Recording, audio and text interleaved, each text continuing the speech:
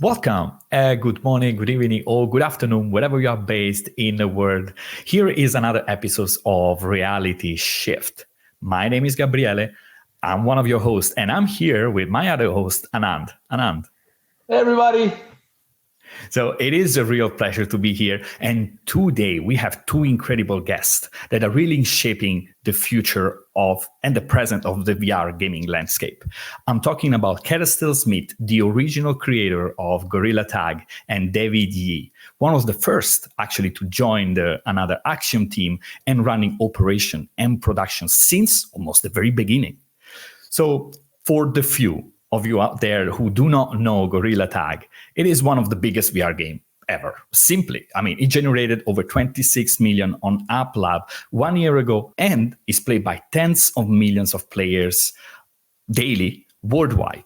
And honestly, it just keeps growing. So today we will dive into the origin story, how they achieved this explosive growth, the role of the community, and what's going to be at the future ahead of this amazing team. So guys, it is really amazing to have you here. Thanks for having us on. Absolutely. Thanks for having us. So I'm going to start with questions, and then of course we're going to kind of overlap because that's the beauty of a conversation. So I'm going to start with the first and starting from the beginning, right? What is the story of Gorilla Tag before it was even Gorilla Tag? Well, I like the way that you phrased that. Gorilla Tag I started messing around with some programming stuff in the VR space. I've been kind of into it as a hobby since the DK2 came out. I went on that with a roommate and have kind of been enamored with VR ever since. I got into Echo Arena specifically. This is a game that came out, I don't even remember when exactly. I want to say 2017. Super into that zero-G sports game. And I ended up actually competing. There was some esports stuff there. I was a world champion 2 times, which sounds more impressive than it really was. But yeah, I've been super into VR from the beginning. But around 2019, I started kind of getting a sense that there was a lot of wheel spinning going on. Anytime there were new games and stuff coming out from different studios, you'd see a lot of similar patterns kind of emerge. And a lot of these things were kind of, hey, VR is new and interesting. Let's try some stuff out. And there are a lot of pitfalls. It's a completely new medium. You have to approach it very differently from flat screen games. So there were I was seeing a lot of similar mistakes being made. So I kind of wanted to make something that I thought sort of pushed forward some of the things that I thought were really cool about VR. So Gorilla Tag actually started as a gesture-based spellcasting game. It didn't quite end up exactly there. But, I was messing around with it, and I wasn't really able to figure out how to make that work. So I said, okay, I'll just try and sort out some of the locomotion. So I tried to experiment with something where you would kind of walk on your hands. That was the main thing. It was like, okay, well, I don't have input for legs, so I'll just use my hands as legs.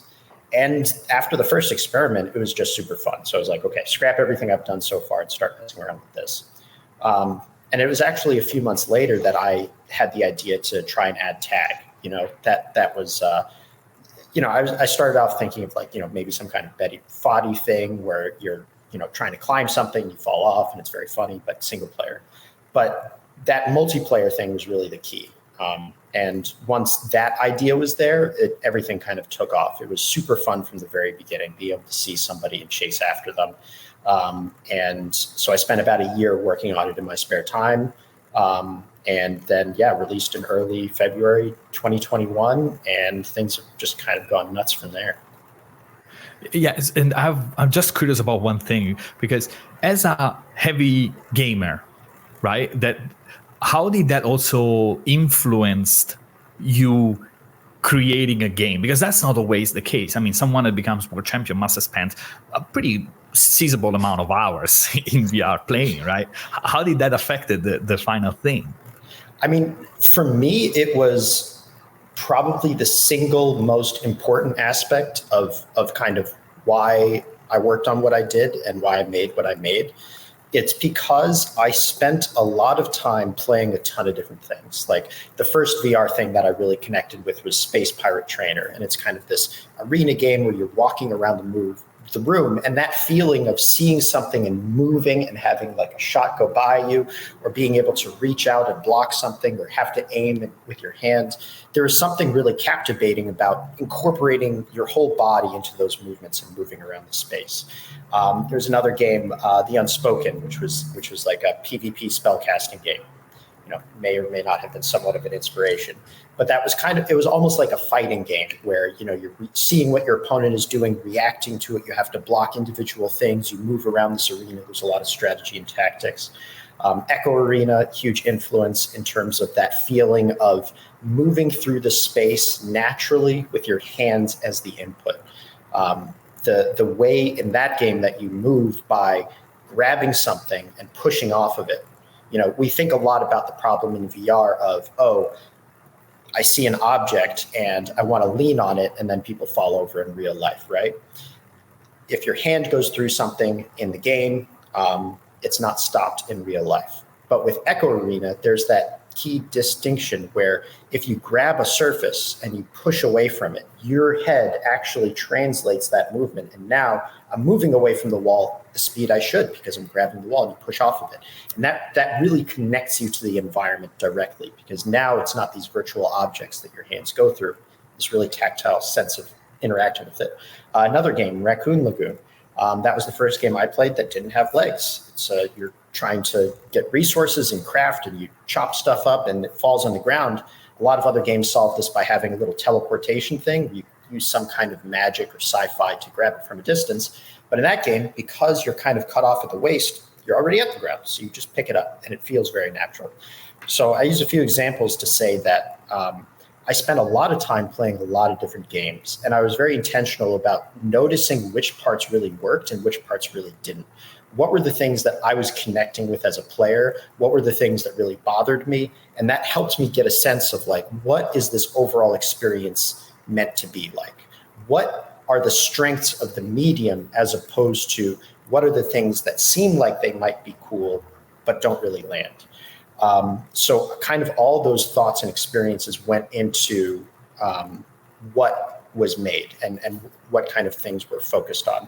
So yeah, it was, I think you're right that that's not necessarily a common experience. I don't think it is like a necessary requirement, but for me, in the way that I kind of learn and think, I need to see it to believe it, more or less. So I saw a lot of stuff, and that helped me figure it out.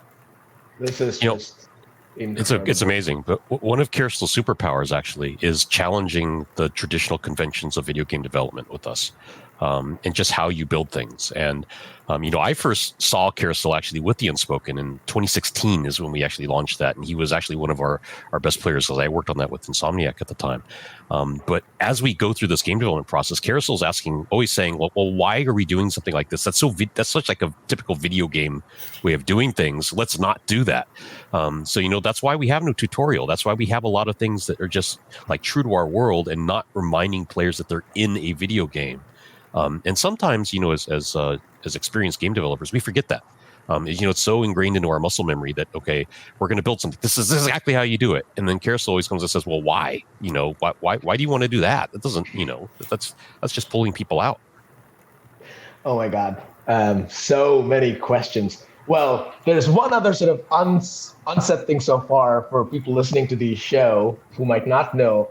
David Yee and I worked together back in the Oculus days. So we've had different versions of this conversation of like what is mechanics and what is fun and how to discover magic when David was inside the Oculus tent, now that he's outside the Oculus tent. So you might hear some like coded references that might confuse you. We'll try to unpack this. I want to start with like the first question around like mechanics. You might actually think, Kerestell, that it's an unusual experience. It's actually not. Like magic starts with that as opposed to a thesis. We think there is like an opportunity for shooter games, right? It usually comes with tinkering, and Gabriel and I have talked about this in earlier things. This is why like innovation and magic is just like can't be deterministic. It's very probabilistic. To me, the insight that you just landed on was like you started with understanding your body, the objects in the space and how they relate to your body, and how the interaction between those things relate to the environment. So it's really three elements, right? And it comes intuitively to like game designers and like if you're OG gamers, it is not what people think about when they're outside the industry. And for example, I work a lot on fitness and wellness and gamified education, edutainment. When people come from outside XR, they're coming from a flat world, and it's like mouse pointers, clickers, right?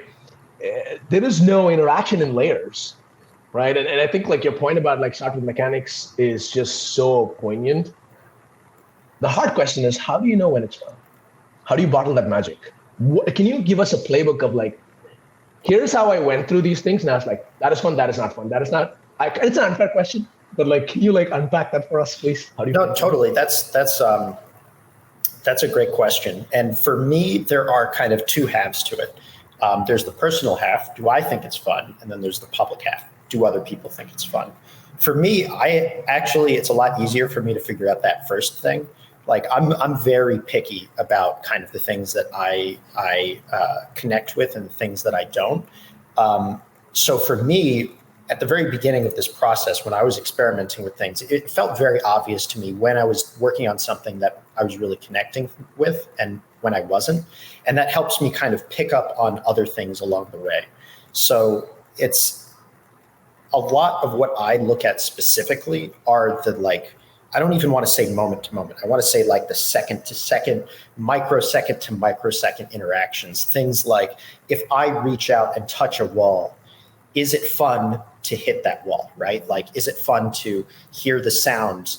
Is the reaction from pushing the wall interesting? Like, if I want to climb a flight of stairs, like, is it fun to climb that flight of stairs? Is it fun? Am I just pressing forward on a joystick and I go up the stairs at a set speed, or can I get better at it, right? Can I make the jump a little faster? Can I get the angle a little better?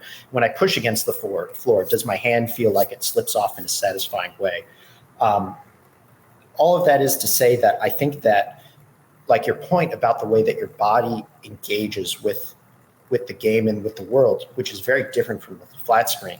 I think VR is much more about those kinds of kinesthetic feelings, right? Your body is connected with the experience so much more that a lot of experiences that seem intellectually interesting, right? Like you think about playing an RTS in a flat screen. There's a lot of stuff about like, okay, you've got this fantasy of being a commander and controlling large armies, and how do you like figure out which things move where? There's a lot of intellectualism to that exercise. The game might be difficult to control, but if it can fulfill that fantasy of being a commander, then it could be a very successful game.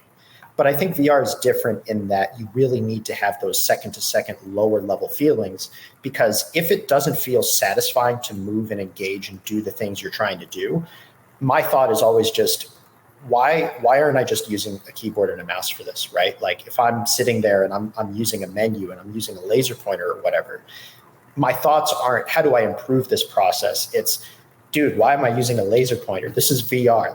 And I could be doing anything and I'm pointing at things with a menu. So then that's kind of me. And that's my experience through whenever I'm trying stuff out. I just need to try it. I can try it for 5 seconds and know if I like it or not. But then on the public side, for Gorilla Tag especially, what was really cool about that is that I shared it very early. I made a Discord and I invited people to it, and they had a lot of fun even when all the interactions were really janky. We were still using Unity Kyle. Everything was cubes and boxes. But when you get in there and you play it and you see the reactions of people and you hear their engagement with the world, like I'm listening to full-on adults giggle like children. Like to me, that's the kind of thing where it's like you can tell if there's that magic there. And that wasn't something that we had to, work for years until at the very end of it, there was something that came together. Those core mechanics of bringing people together were strong enough that gave me the confidence to kind of move forward with it. And that was really important for that as well. I was still working at the time. So I was doing all of this, after work in my spare time. And I feel like if I didn't have that initial signal that it was going to be successful in some way, not necessarily monetarily, but in terms of this experience is valuable because people are having such a fun time with it, that's what really helped push me to get something out there, get something released, is that response from people, bringing their friends in, having a great time, and yeah, that was kind of like the switch for me. I didn't have to go out and like bother people to come play. I shared it a few times, and then they brought their friends in, like you have to play this kind of thing. That was really the magic. I want to hear David's opinion on like how to find fun. But what I heard and what you said, Kerestell, is two things: moment to moment observation of experiences that you get when you play a lot. So be there, do it, but observe the moment to moment interaction. And the second, which is, I think you guys are, and there's a few other game experiences like this outside of VR as well that are building in public. Usually there's this model of like, go away for 5 years, spend hundreds of millions of dollars, make something awesome, come out to the AAA. And David's smiling because we've had religious debates about this inside Oculus. But what sounds like what you did was you built something, you saw something, you felt what you felt, you built something, you had fun, and you just like put it out there, and you're like, let's build in public. And that the adults that were giggling comment you made gave you the signal is kind of like what I'm picking up. Are those sort of the two big insights for the rest of the founders out there? Yeah, I think, Kerestell used a phrase, I think in an Oculus Connect panel recently, but he said, build something, show people, and they'll tell you what they think. And that's kind of the philosophy that we've been using across the studio is we don't wait until we think something is perfect. We wait till something is good enough. We show people what it is. And if they react positively to it, then we'll spend more time on it. And we'll spend more resources on it. If they don't react positively to it, but we think there's still something there, then we might take another swing, or we might put it on the shelf and save it for later and just put it in the idea bank, bring it back. But this idea of developing the public eye through early access and just by building a community that's really building the game with you has really become core to our production philosophy. We use it for Gorilla Tag all the time. We're bringing it to our next products. And it's been really great to actually show people. Next product. Stay here. Next product. No. You heard it here first. Yeah, we talked about this. There's public information about it out there, but okay. But we can get to that too. We're happy to share more with you that too, and how this all wraps into it. Sorry, David, I didn't mean to interrupt. Just go ahead. No, it's exciting stuff. We could talk about that all day too. But it's really showing people what it is and not being afraid of releasing something. And then if it doesn't work, we'll pull it back. It's okay. If people like it, that's okay. We'll do more of it. So, really getting that external validation, especially with something as new as VR, because they're still new, even 10 years in, we're still new, has been a really important part of our philosophy. Absolutely. And I mean, we're going to touch also on the community again and a bit of that future that David hinted. One thing, though, I wanted to know was about this growth and really from a team perspective, because I remember that I've done some research and I've seen some old Reddit posts saying, oh, and now the Another Axiom has a team. They're growing. So everybody was so excited of getting others. So maybe can you share a bit that growth story and also what are some of the tips that you can give to other founders when hiring talent, for example? This is one of those fun topics. This is kind of like, I don't want to say a dark period, but this was something that I struggled with a lot. For as much confidence as I have about the game design and gameplay and all those things side, I was terrified in kind of going through that process of like, well, I'm by myself, the game is growing, it's successful. What do I do? Right? Like it's it's almost like a curse in a way because you know how badly things can go. But this is why it was so important and valuable for me to have these relationships with Dave and David is that once it became clear that working together was an option, like it was like a weight was lifted. Like the most important thing to me is that these were people that I could trust. This wasn't someone kind of swooping in and seeing that there was some value to what I had made and then deciding afterwards, like, oh, how do I get in on this? These were people who understood what I was trying to do, that I knew were on the same wavelength in terms of like, we're not trying to grow this business just for the sake of growing a business. We've got a goal, right? We want to work in VR. We want to push the industry forward. We've got goals that we're trying to achieve that aren't just monetary. That's how I had the confidence to be able to say, yes, let's work together. Let's do this together. Because up until that point, it was very scary. I knew that this wasn't something that I could handle on my own. But kind of once those relationships were settled out, it's been a lot, I don't want to say straightforward because it's also been a lot of work, but having a team of people that you can trust is by far the number one thing that has made all of this stuff possible. Without that level of trust, you want to handle and touch everything yourself. And that's how you either go completely insane or it all falls apart. I don't think Kerestell realizes what he's done sometimes.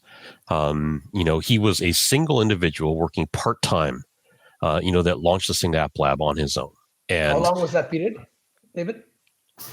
Kerestell, you've been working on the game for about a year and a half before you went to App Lab? It was, a little bit over a year of it. And then it was more than part-time, even though I was still working a job for a while.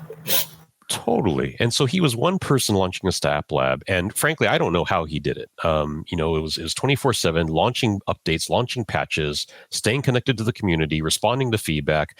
Things go wrong, as they often do in game development, and you don't have a team to kind of rely on. It was all him, and he was just a one-man army. And so reflecting back to founder advice, what I would say, the one thing I think Kerestell did really well in the beginning was just connected to his audience. And you can see that through the Discord community. He's still referred to as, his in-game persona as Lemming, and so the community all thinks of Lemming as this figure that's this mythical figure, which is awesome. And, we have rules we have these rules in our Discord, which is don't ping Lemming, because kids, they'll just at Lemming, they'll still call him, just on Discord to see if he wants to talk. And so it's just that kind of connection doesn't exist unless you had it in the beginning. But speaking to growth, he was one person all through 22. We went to 3 in August. And when we say the other David, there's 2 Davids. There's me, David Yee, and then there's David Newbill, our CTO, who also came from Ready at Dawn and Meta as one of the leads on Echo Arena. And so we became 3 in August, but we got really, really lucky with relationships. And the industry is small. So what I would tell people as they're trying to staff up is, working with a team is your best chance of success. When you have shorthand and you've worked with people before and you don't have to explain things because you've gone through those journeys together, is really a superpower. So we were able to scale up to about 12 pretty quickly in early 23, and today we are at about 55. So in a year, we've gone from about 3 to 55, and that's with an additional 20 people on top of that with external vendors and contractors. I wouldn't recommend it for everyone, but it's really a phenomenal time for small studios to start and grow, just because, unfortunately, fortunately, there's a lot of talent out there that are really, really good. And so, it makes it easy to kind of scale up if you're in our position. David, a couple of follow-up questions, and I want to break it into 2 parts. You entering the Gorilla Tag scene with Kerestell, and then the explosion to 53 that you just talked about. Kerestell briefly signaled this, where he was like, you got really lucky with the relationship and it worked, and you talked about this too. Why did it click? And go ahead. I'm sorry. No, that's okay. Why did it click was the first question. Second question is I picked up in what Kerestell said that when the conversation started, from his perspective, it did not feel extractionist and exploitative. It's not like this is a rocket ship and get on it, right? That was not the vibe it sounded like. So I know you're special, David, because we worked together, and I've told you this before when you were inside the Oculus tent. How did you show up? Number one. And number two, how did you build those founder relationships of trust before the growth explosion happened? What are practices, habits, behaviors? Well, I think this is really interesting to hear from 2 sides, right? So from my side, and you hear from my side, definitely hear from Kerestell. But again, I met Kerestell in 2016 when he was a competitor on The Unspoken, and we were Intel Extreme Masters in Oakland, and he was competing at the highest level on that side of things, and he was present in that Discord community. And so I kind of got to know him digitally, and then in person, talking about games and talking about VR mechanics. And we have a shared belief about presence, and that presence is as much about tactile as it is about audio. So people focus on visuals probably too much, and great visuals are awesome. Don't get me wrong. But when it comes to establishing presence and social cues and context in VR, it's as much about tactile. It's as much about audio. It's as much about positional audio. It is as about visuals. So we've had 8 years of just talking about, well, this is why this was great and why this wasn't, and what would you do this differently, and how would you do this? Kerestell and Dave Newbold used to, they made a Horizon world together, right? When Horizon first came out. And so, we're passionate about this space and we're poking at it constantly just because we want to try the new things too, and see what's interesting. So, we've had, almost a decade of just kind of knowing each other, talking shop, seeing each other at Oculus Connects, watching him compete, talking about, no pun intended, but the meta of the games and how things are changing, how small differences can change so much. And so, we've really had a chance to build a friendship over time. So when, I left Meta to go walk the earth, and was exploring what to do, it was just kind of a natural fit because, for me, it was like, okay, I want to get back to helping developers grow. I want to get back to, helping teams scale and really, capitalizing on success and learning how to take what is special about them and magnifying it. And Kerestell's like, I'm one person, I don't know how to do more with this. Please help. And then it became like, well, why am I not helping you? It's like, oh, well, that seems silly. Let's just, okay, let's do it. And so that's kind of a short version of the story. Kerestell, what was it like for you? What's yours like? Exactly. Yeah, I mean, it's funny. Before all of that side of things went down, if you had asked me what two people would I have wanted to work with more than anybody in the world, it would have been those two guys. And then it became possible. Wow. The skies opened up and, you hear the heavenly chorus. But I mean, kind of like everything that David said. And then another thing is that kind of while we were going through the process of forming that relationship, it was also a very open dialogue back and forth. And, the unfun stuff that nobody likes talking about, the legal agreements, the contracts, all those things. I think that we did that in a very responsible, respectful, and mature way. We both put all of our cards on the table. We showed what our expectations were. We wanted to make sure that there were, I don't want to say escape hatches, but just like, we went into the negotiation with our eyes wide open, saying, both of us obviously want this to work as well as it can. What if it doesn't? We wanted to make sure we both felt safe in that relationship, because that's how you have that friendship and trust, right? You don't want to say, hey, don't you trust me? Why don't you want to do this? It's, hey, I believe that you want to trust me, so let's make it easy to trust each other. And I don't want to say that was a formality, but I mean, everything that's gone down since then has only validated that trust. So it's been a really fantastic working relationship. And, from the beginning, the openness, the maturity, the honesty, I think we went about it the right way. Neither of us asked the other side to cut any corners. So the process was a little bit slow, but I wouldn't have done it any other way. And it was the best way to create the best foundation. I think that a lot of people are insistent that kind of thing goes really fast and you just want to get it done and make it happen, and et cetera. That's the wrong way to do it. So yeah, it's been really fantastic, and it's all built on the human relationships and trust. I'm picking up. Yep, go David. One quick point here is that Kerestell was successful, and people saw it. And I think another element here, and another piece of advice I would give to other founders out there, is he had, what would you say, 10s, 20 people just constantly reaching out to him, trying to promise him the world. And then those relationships quickly broke down when Kerestell would ask like a human question and get a response that wasn't true to what he wanted to do and how he wanted to do it. So it's critical that as you're looking to find partners, look for people that you feel like you can work together, and ask the hard questions and ask the hard relationship questions. And when you're talking about those contracts, the contracts always exist for the worst case scenarios. So take them to the worst case extremes.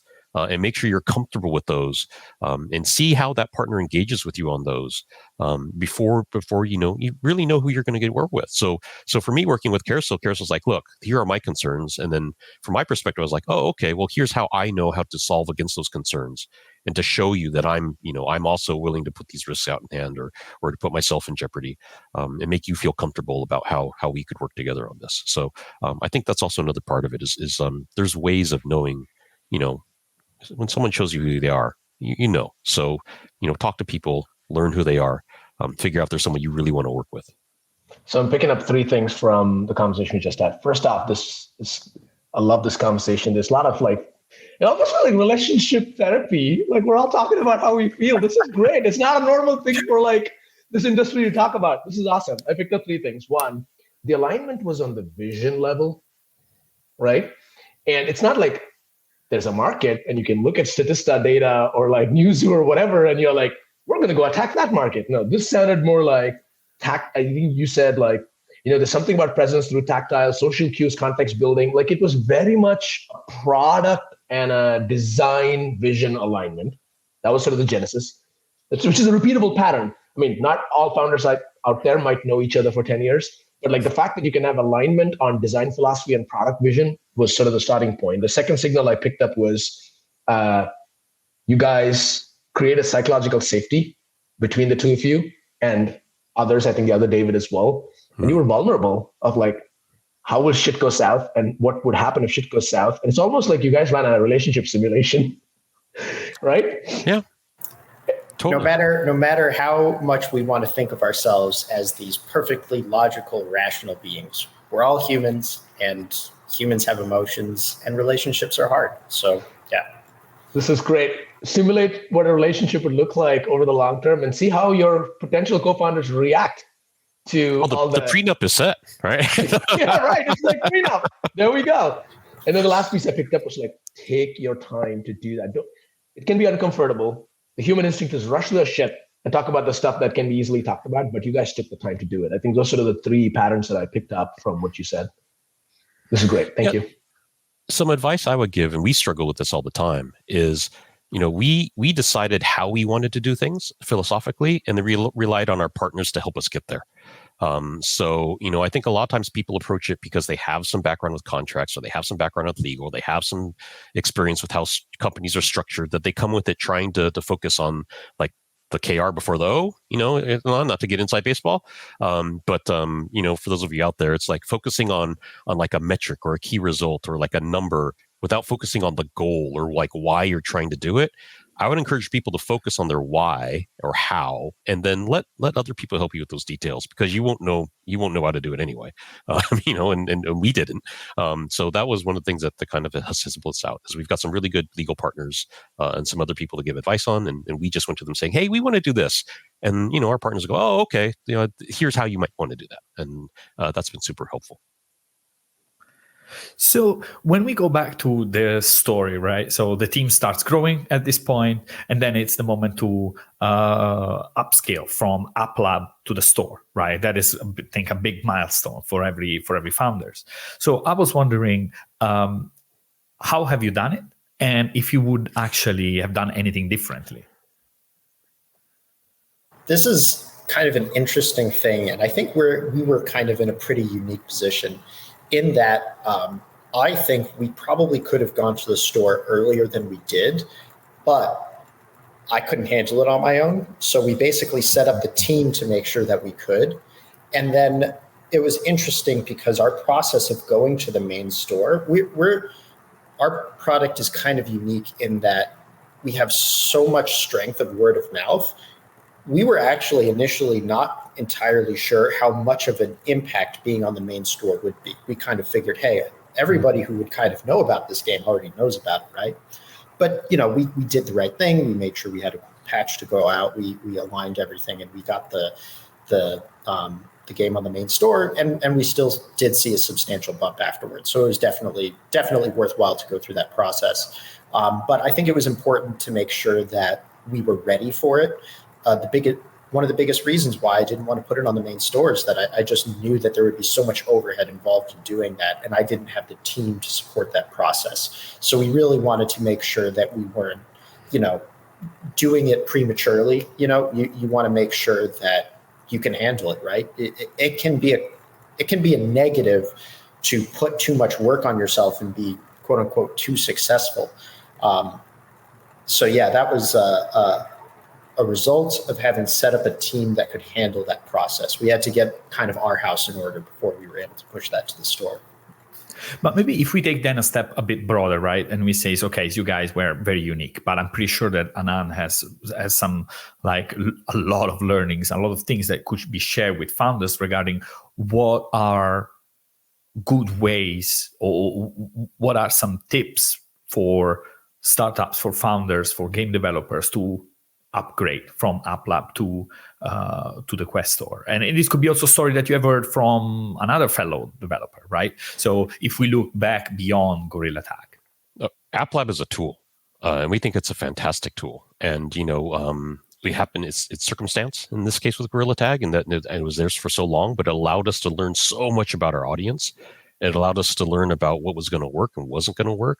And it allowed us to get into our update rhythm and cadence. And we think it's a valuable tool. We plan on going to AppLab with all of our future releases and being in there for extended periods of time, because it is in VR, it is a chance to do your soft launch or your early access, and it's your chance to be somewhere and experiment before you commit and say this is the full product. So we have full intentions of going to AppLab with our future titles. We'll be in there, developing in the open, showing our community what we're working on. And letting them give us feedback and reacting to us, and it's a really powerful tool. So I would recommend everyone use AppLab, figure out how you're going to run your business, figure out your models, figure out your audience. There's so much information you can gather because you only have one chance to launch. Especially in VR, you only have one chance to launch, and if you don't get critical mass at that launch, then it's a struggle to try and get it back. And here's the thing, is if you can actually get your critical mass while you're in AppLab, then you're going to have a successful launch. So that's a playbook I would totally advise for many people to follow. That's awesome, David. There's so much goodness packed in there in what you guys just talked about. It's a tool. Get your exercise muscles and reps in there.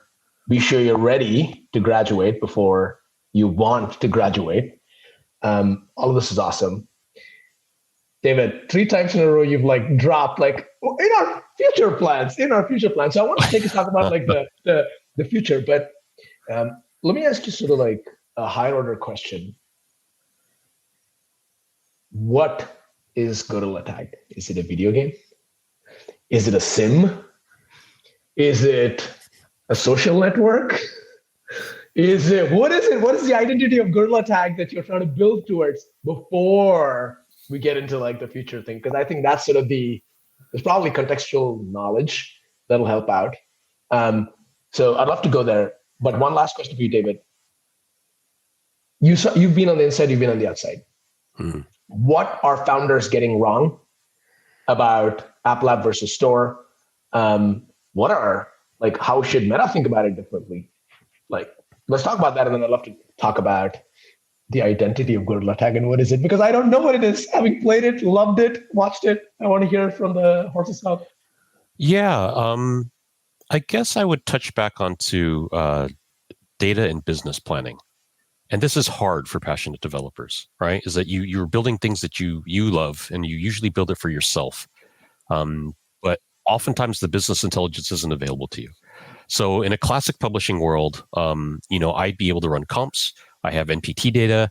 I can look at App Annie or Steam, all the kind of external metrics, and kind of know, oh, my game is like this. I'm building something like this.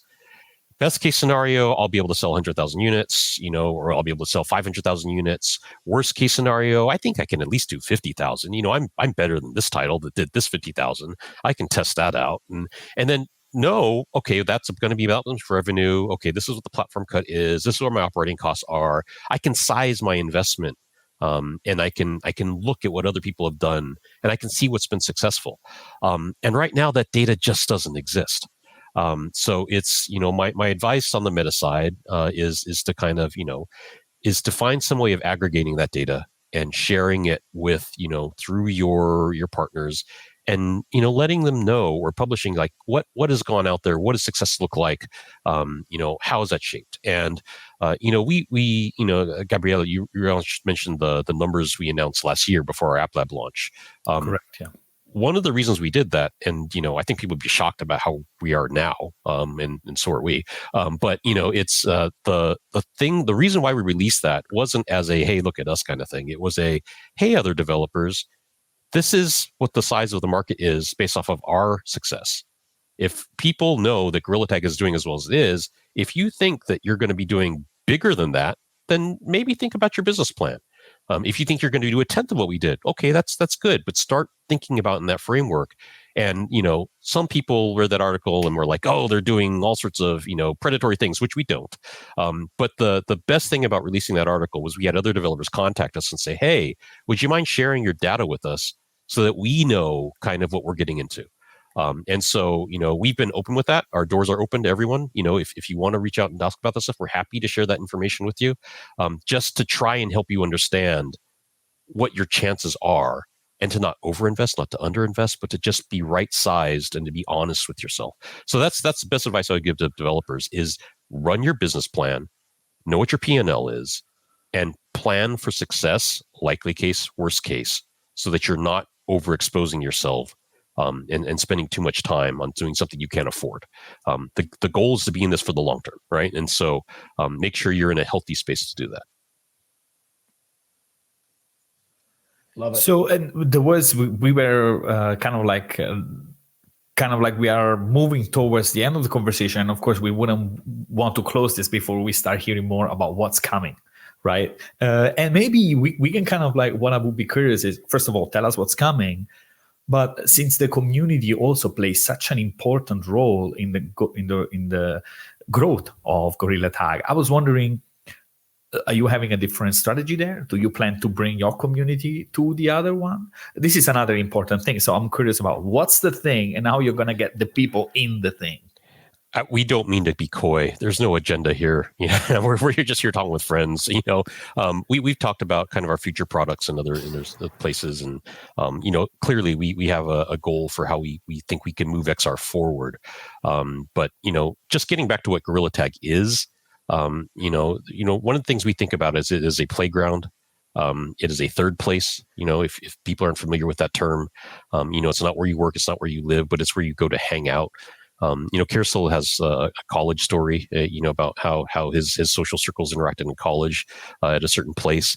And the thing that I would, if people are asking what Gorilla Tag is and why it's been as successful as it's not a social network. It's just a place where people go, when they're done with their day, when they're told to come home, and it's how they stay connected to their friends, and are able to interact with each other and play. Really, it comes down to that. It's a place where they can play together when they have to go their separate ways. And we think it's one of an example of how VR does have the power to connect. Kerestell, you want anything to that? Yeah, and this kind of ties back to some of those original ideas about kind of investigating VR, seeing what was successful, seeing what wasn't. My sense of what the medium is really good for is that it delivers on the promise that kind of video games have had for a long time of creating a world, right? Like when people talk about how they make games, a lot of the times they'll say we're creating worlds. And that's kind of true. I would argue that most games up until this point have given you a glimpse into a world, right? You've got your rectangular screen and your input is a keyboard or mouse or it's a controller or something like that. There are so many necessary abstractions to make that interaction work, right? Like you're playing an RPG and I have my character. I can't physically pick up an object and put it in a bag, so you need a 2D menu to handle those kinds of interactions and things. So a lot of flat screen games can be described as immersive, right? And I think that idea is not, I think I'm literally in this world, but it's, I don't need to think about the ways that I interface with this game to make what I want to happen. So if you're talking about a game like Skyrim or something, right?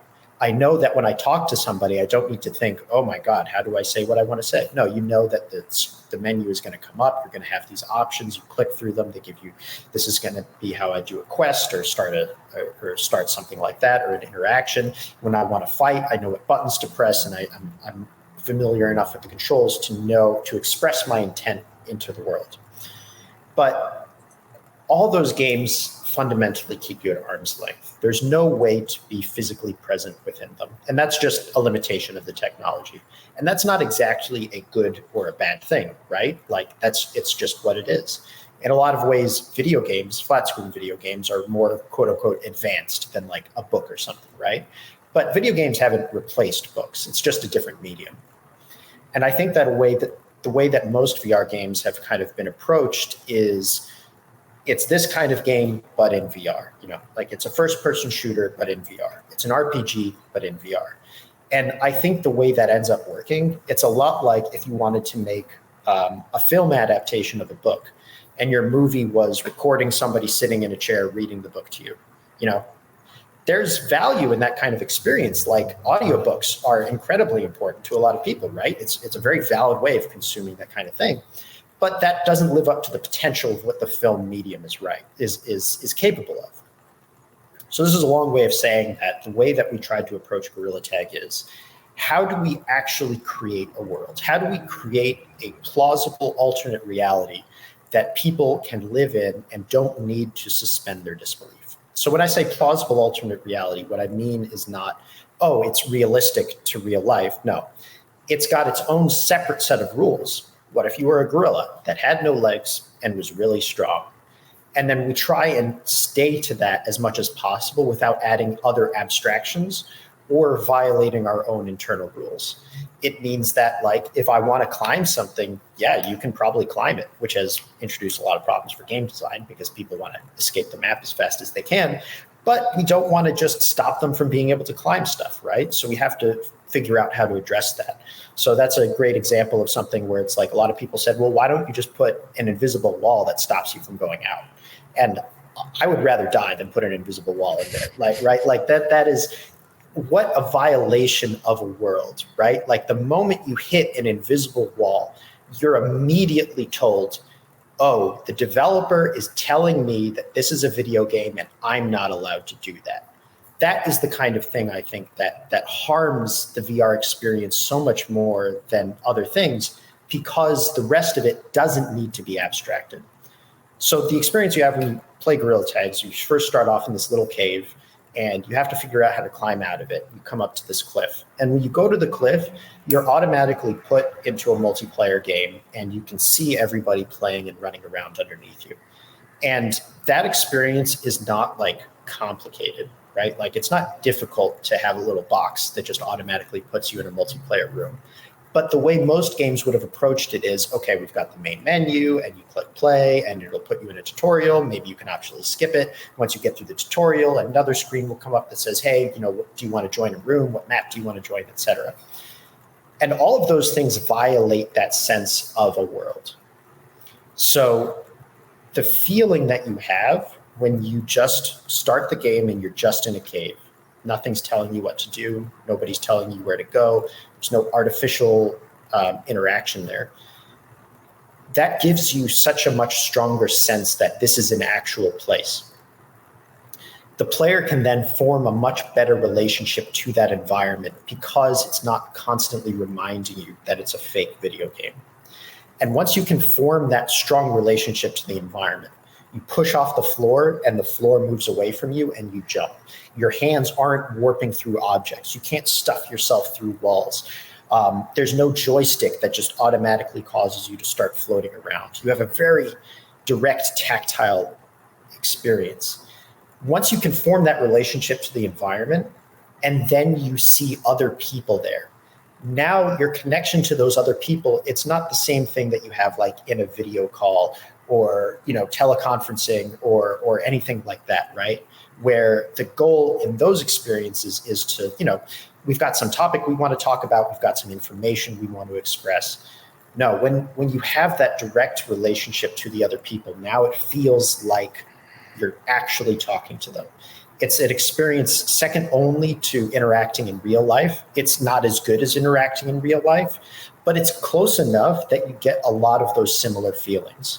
So when you ask what Gorilla Tag is, it is kind of our expression of what we think the potential of this new medium is.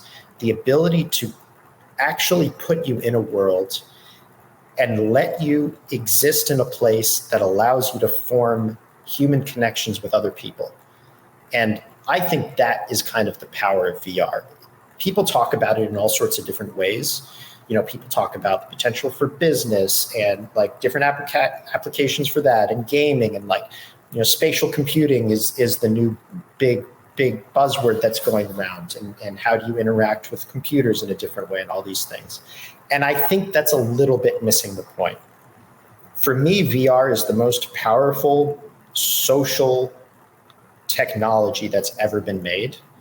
And giving people the ability to connect with other people is so important and valuable, especially with the way that kind of we've built our society recently, right? Like, people struggle to meet friends and drive to places and find times to connect, and communities are struggling with this kind of like real unfortunate sense of loneliness. And I think the potential of VR is to, despite all of the, it's uncomfortable on your head, you have to make sure it's charged, it's expensive, all these things. But it's actually easier than meeting up with people in real life a lot of the time. I have some friends and they're on the other side of the country. How am I going to visit them? Well, maybe I'll see them at some gaming events, some like GDC or DICE or something. But other than that, we're talking over the phone.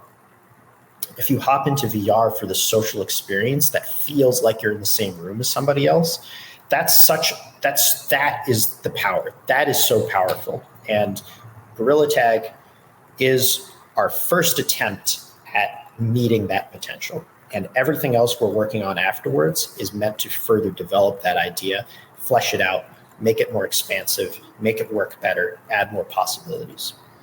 Sorry, I tried to be a little bit. Sorry. What? I mean, this was. This should have been a 2-hour episode. I was like, chills. Oh my God. If I could bottle up the body language where like it spiked, we could bottle up everything that you said. Oh my God. That's like what magic is. This is, at least I've had the most fun doing this series so far, and I wish we had more time. But maybe the show notes this is one where I think the show notes will have as much or more value than the topics we discussed itself, because hidden in there are nuggets of like, here's the playbook. But Gabriel, go for it. Absolutely. No, but then at this point, what I'm curious about really is how are you going to bring all those learning and that vision and that mission to this new product that you guys are working on? So maybe you can tell us a little bit about it. You should go first, because I. Oh no! It's I will put bumpers on it, but you're good. So for all the things that I've said about Gorilla Tag, and it seems very optimistic and high-minded, there are so many things that just don't work. And a lot of those are limitations of technology and the architecture of the game that I created because it was by myself. We're limited to 10 people in a room, and that has so many negative side effects, right? You go into a room, you're having a great time with all these people, and you want to go to a different area. Well, you have to join a different server to do it. Or you have to kind of like try and join a private area that then lets you move to a different space, but now you're not playing with people in public. So there's all these unfortunate concepts you have to think of when you're playing the game of what server am I on? Am I going to join up with these other people? Am I in a private room or a public room? Are new people going to be able to join? How do people find where we are? Mm-hmm. There are a lot of limitations. So with our next product, what we're trying to focus on really hard is how do we enable those natural like ways of just having things happen with other people. Like think about like, if you're going bar hopping or something, right? I never used to understand bar hopping. I'm at a bar, we're all having our favorite drinks. Like, why do we need to go anywhere else? No, it's about that experience of traveling somewhere with people. You get, it shakes up who's sitting next to who. You start walking with people in a slightly different group. You cross-contaminate. You might talk to an acquaintance who's a friend of a friend that you wouldn't have sat next to, but now you're walking and you're there, so you just have that conversation. Those are all things that are not possible in Gorilla Tag. And what I'm really excited for our next thing is that our goal is to reach 200 people in a server. And what does that mean? That doesn't mean that we want to have 200 people all sitting next to each other, screaming in each other's ears. What it means is we want to have a place where you don't need to think about all of these other concepts. I'm playing a game in an arena with 5 of my friends, and 3 of them get tired and want to hop off. Well, the other 3 of us can just walk out naturally and see who else is around, walk into people in the hallway, see people in the distance who are playing another type of game, and we just want to jump in and play with their stuff. It allows for those natural interactions to happen where you don't need to think about the overhead of, oh, I'm in a video game. A great example of this is, we've been running play tests, and we have a station that can accommodate, 30 plus people who are all doing, the testing and things. And instead of needing to do something where it's like, okay, we'll test 5 people in a room. So this person who's trying to see what's going on will have to jump into that server and then leave that and join these other servers and like who's in their friends. We don't do any of that. Everybody joins the same server, and we have a bunch of games going on. And if you want to check out what's happening in the other areas, you just go to the other arena. It feels so natural. And one of the things that was really cool is that we had an event in Vegas where we were showing this off, is that you really got a sense of, hey, we're showing off this game where you can have about 30 people were in there at any one time. And you just kind of walk back and forth and see different people and interact with them. And then you take the headset off and you're walking around this convention center and you're talking to other people and you're having conversations. And that experience is mirrored so much in the game that you can have such a different level of experience that isn't possible without VR. And I take that back. It's not that it's not possible. It's that it's not meaningful. What's the point of having like an MMO where there are thousands of people or whatever all in the same place, but everybody's just in their guild chat and just sending direct messages and stuff? Having everybody in the same place doesn't qualitatively affect the experience. But when you can do it in VR, it's a whole new world. So what's really cool about what we're doing is we figure out ways to kind of push these ideas forward in really meaningful steps. So we've got a very clear sense of not, hey, we think these ideals are cool, maybe something will work out. No, it's here are the failings of Gorilla Tag. Here's how we can make it better. And now we've taken steps to push that forward. So David, no, absolutely. And so one part is, what are the timelines? When can people expect something that you test, right? I forget what I'm allowed to talk about. So I take the question back. It's all good. We're working on it now. That's one of the reasons why we're growing the team size that we are. We'll have some news this year. I think, before the end of the year, but maybe for half of the year, we'll have some more news to announce about it. But if people are really interested, they can find us actually online talking about this stuff. We've got about 250 people in early access right now. Then in a really closed early access, there's actually a sign up form, that we'll be sharing with people later this year. It's super exciting stuff. And again, I think the takeaway I would have you from all of that from Kerestell is really about the power of connecting people. So many people think of VR as like this dystopian thing where I go into this headset and I'm shutting myself off in the world. And no, we're not saying it replaces the real world. We're saying it's a way of extending your connections with people when you can't be together physically. And it makes those connections more powerful. We'll have more to share this year, but we're excited about it. And amazing. The ambitions of getting that many people together is certainly driving us. Anand, so do you want to maybe have one last remark before we close and we thank again Kerestell and David? Sounds good. Usually we try to summarize the 3 big things that are repeatable patterns that other developers and founders can take away. So I'm going to here are my platinum hits from today, and I wish we had a longer conversation. 1, mechanics and fun first. The insight really here is second to second lower level feelings. Find them. That's insight number 1. Number 2, video game is interesting, or whatever you're building is interesting, but the business of what you're building is very, very important so that you can figure out when to flip the switch to grow versus not and what will break. David called it bumpers. Find your bumpers. That's the mega hit number 2. Third is, if you're building for VR, MR, XR, spatial, whatever, build a plausible alternative to reality so that, in a way that people don't have to suspend their belief. And the superpower here really is social. So there you have it. mechanics and fun first, plausible alternative reality you can believe in, especially social, and the business of what you're doing is as important. But that's all sort of stuff for others. Like personally, I just wanted to say thank you to the two of you. I'm like really grateful, not just for this time we have together. Like we all show up to work and do what we do because we believe in a future that doesn't exist today. And it's a lot of fucking grind. Yes, we sweat on the show. It's moments like this with believers who are thinking about the 10, 20 years. And, 30 years later, when a Wikipedia article is written about what happened, hopefully this conversation will get referenced and I can point to my grandchildren. So I'm really grateful for you guys for doing this. Gabriel, over to you. Thank you very much, guys. Thank you very much for being here. Oh, happy to hang out anytime. I'm always so excited to talk about this stuff because it is so.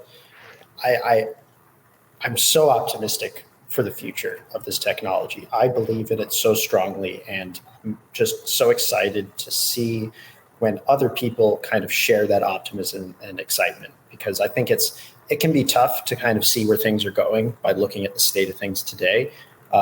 But yeah, I'm so thrilled to be able to be working on something that I really believe in and that I can see that other people believe in too. And with the people we get to work with. So including everyone on this call. And all the relationship builds in, right? Because that's also one of the core things that we have really talked about today. So guys, thank you very much. I am sure that everybody that was here got a lot out of it. And we are very excited about what's coming up. We're going to hear more later this year. So we are all staying tuned for sure. Thank you, guys. Thanks, everybody. Thanks.